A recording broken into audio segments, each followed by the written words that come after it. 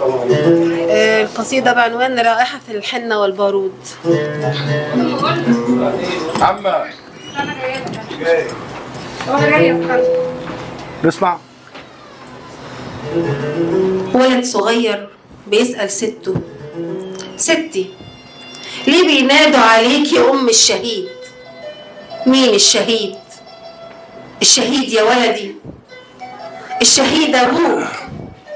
يوم جابوك جالي خبر أبوك، جابولي أفرول بدمه وبيادة بلون همه، وقالولي يما ما تزعليش، ابنك مات بطل عشان احنا نعيش.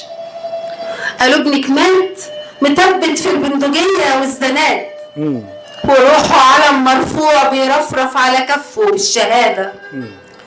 قناص ولا همه تقل البيادة. أبوك الشهيد بتتمجله الحواديت، سيرة وغنيوة ووسام وقلادة، تطبطب على قلب اللي اتحرق لكن ناره جايدة ما تنطفيش. وشقت سما البيت زغروطة، وشقت سما البيت زغروطة، لأن أبوك سبقنا للجنة عريس. والجنود ماشية في جنازته كأنها متاريس، ولبست توبي الأبيض يا ولدي يوم جابولي جتته، ولبست توبي الأبيض يا ولدي يوم جابولي جتته عشان أحضر زفته.